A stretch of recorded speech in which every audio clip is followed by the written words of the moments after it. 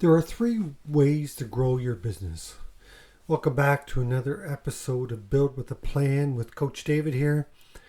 I put on this podcast, hopefully help the business owners out there that are looking to take their business to the next level.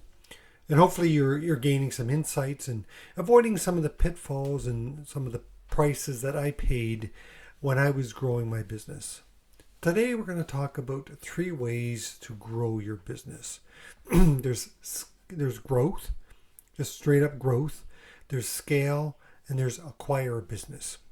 Which is the best for you?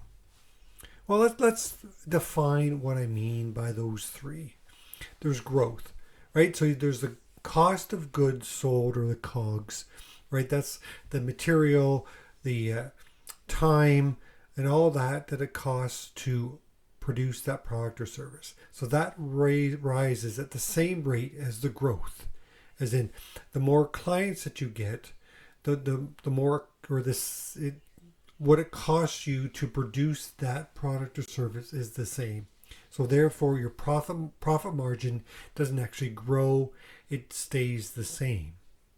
Yes, at the end of the day, your profit will be higher, but the profit margin will stay the same because your COGS and your growth move at the same rate. Now that's growth, right? Now scale is is a bit different.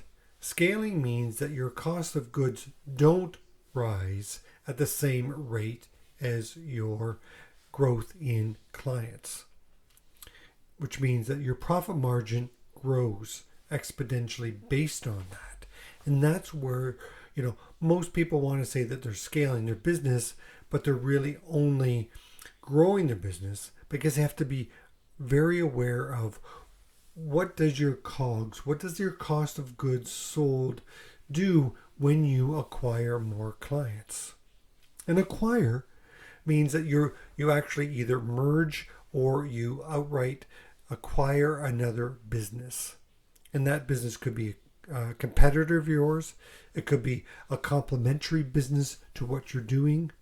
Or it could be an entirely new aspect to your business, a new service or a new product. And as I was saying, most people say that they're actually scaling their business, but they're really only growing their business. Now you take an electrician, anybody that is a trade. Typically what happens is the more clients you get, the more trained staff you need to have, the more vehicles you need on the road. So therefore, your cost to deliver that service goes up at the same rate as acquisition of clients. Now, a good way to look at scale is typically software. Now, the great examples of those are pick your favorite social media platform out there. They have acquired millions of users, but they didn't have to. Their cost to deliver that product did not change. And that's why the subscription model for all these softwares out there, whether it's Canva, any one of those types of software out there, that you don't need to take on as many staff as you acquire new clients. Now you may need to grow your team a little bit, but it doesn't grow at the same rate as your growth of acquisition of new clients. Now, other ways that you can scale that if you're not in the software business is introducing new processes, right? AI now is coming on board, and that can help with some of these processes.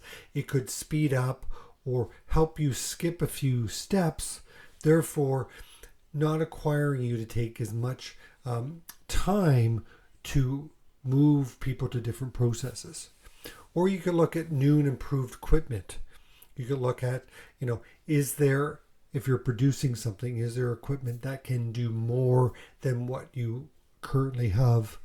And obviously maximizing the entire process, from your sales process to your manufacturing process to your completion, your sales, or so your invoicing, all of that. That's what you need to look at if you want to scale the business, right? Now, think about this as well. When you want to grow your business or scale your business, you need to have a predictable sales funnel. That's the only way you can actually acquire more clients, is if you have a predictable sales funnel set up. And that's part of the processes that we talked about. It needs to be effective, and you need to be able to produce on that. You need to generate the leads, you need to be able to convert the leads, and then you need to be able to fulfill on whatever it is that you're doing.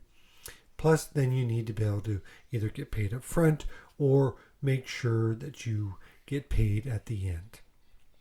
Now, if you were to go the acquire route, then it's a little bit different, because you actually can both grow and scale, but you also have an immediate influx of new clients that you can add to your business. Now, that's where the cross-selling comes in, or the upselling, and that's why it's kind of favorable. And when I was talking about the growth and the scale when you acquire, now again, it depends on what type of business that you are acquiring. Is it competition? Competition, obviously, if you're buying competition, then there's going to be overlap, duplicity in your processes or even your roles in your organization. So you'll be able to, reorganize both businesses, and then you'll be able to actually scale a bit that way. But also, now you're looking, that's the scale part of it, but also the growth part, right? You are going to take on more staff. You're going to take on potentially another location or other equipment that you need to look at, and therefore your cost of goods sold and your customer relation, or the amount of clients that you get, that gap isn't as big if you were just to simply scale. Now, all require an investment, but they're different for each. So when we look at the growth, okay, you're looking at, more or less, you're looking at that marketing, you're going to spend an ad spend, but then you also have to look at, do I need to hire more people?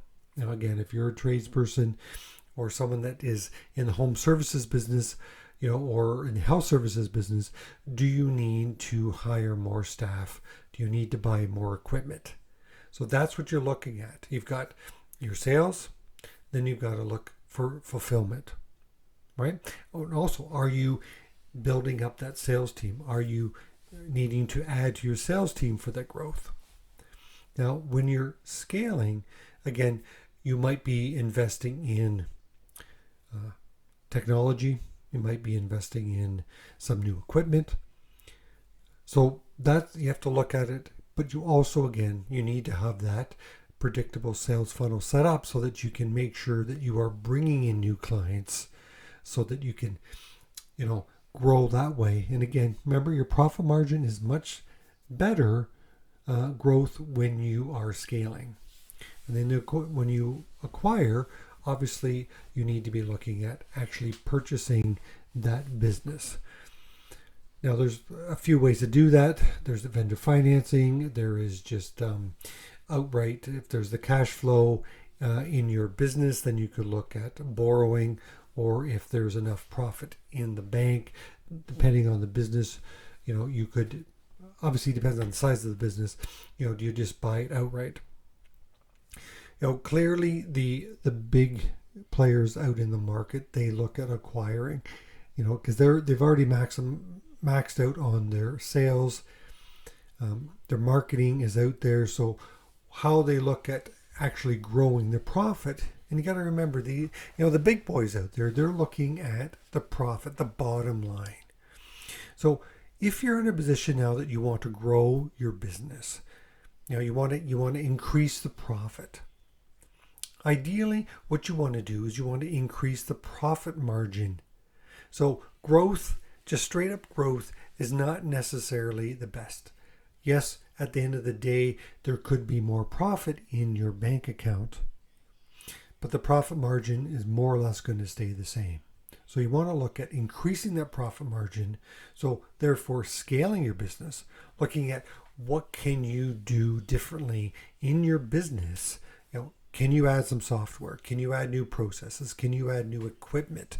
What can you maximize? Because remember, at the bottom,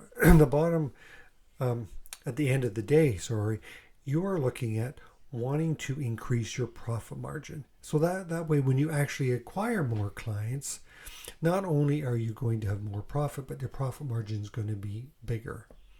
And then again, are you in a position to acquire? Now, usually when you're acquiring and you acquire for the competition, that's where you can maximize the staff, the processes. Get rid of any of the duplicity and any of the redundancies, and then that's where you immediately start seeing more profit margin. So which is the best for you?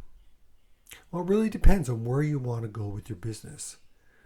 If you're looking at wanting to make sure that you have long-term success, again, you want to make sure that you're looking at your profit margin. And don't get me wrong, you can grow your business. You can keep the profit margin more or less the same as long as it's a healthy profit margin to begin with. Then that's what you're going to look at. But you should always be looking at and being mindful of what can I do to even get a 0.5% or a full percent more on your profit margin. That's how you can be successful. That gives you the opportunity to do more with your business. So think about it. You can either grow your business, scale your business, or acquire a business. Which is best for you? Again, depends on where you want to go with your business.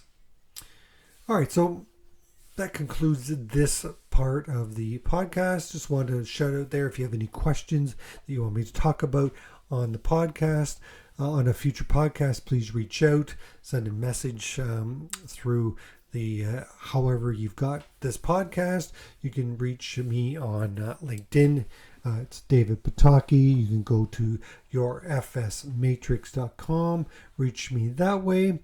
Love to chat and answer any of your questions, and perhaps we could connect and we could do an interview. Anyways, this is Coach David here with Your FS Matrix. This podcast is built with a plan because I want to make sure that you're building the right way. Until next time, Coach David out.